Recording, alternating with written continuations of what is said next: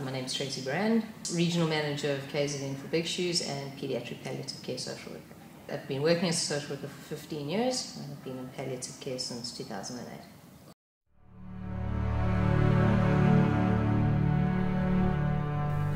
I think if you look at what the basic rights of children are, they have a right to be well, they have a right to be cared for, they have a right to be protected, and palliative care falls into that spectrum. If you look at a kid living in pain or living with symptoms associated with their illness and those not being treated, you're basically denying that child their rights to be as fully functioning as a child that they can be.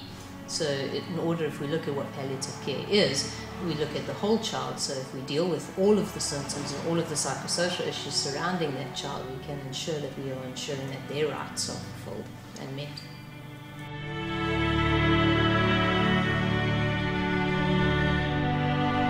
I think if you look at normal medical care for children or normal psychosocial interventions for children, it's looking at what is the presenting illness, what is the presenting sadness.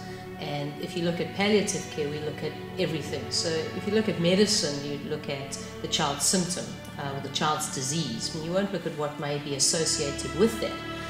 So palliative care looks at the whole child. So we look at, this is your disease, this is your condition, but what other things can be impacting on you, and how do we deal with those? So if they're medical, how do we ensure that we control those symptoms? How do we ensure that we control the pain? If they're psychosocial, how do we help you deal with your diagnosis? How do we help you deal with your fear, etc.? So I think that for me is the huge difference between normal treatment and palliative care, and that we look at the whole child and we look at how can we address everything that's affecting that child.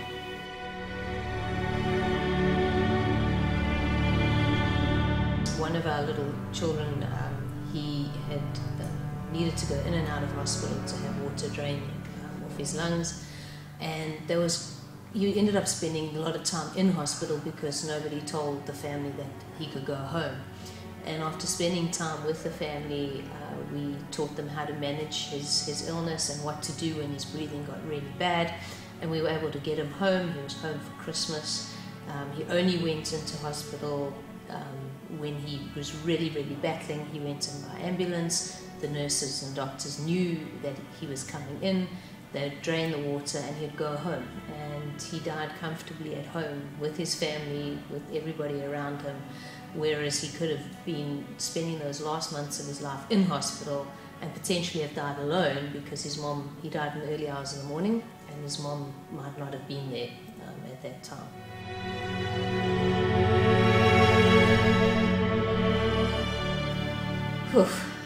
I think there are probably two hardest parts. One is trying to make people change their minds and to see that children can be spoken to. Children have a right to be part of their decision making around their illness, around their treatment. So changing mindsets of people can be very hard and frustrating. I think the emotional hard part, every one of those children gets under your skin. Whether you know them for a day or whether you know them for a year. And you lose a little part of you, I guess, every time one of those little guys die. And learning to live with that, but I think when they have had good death and when they've had their family around them and they haven't been in pain and they haven't been scared, it makes losing them that little bit easier.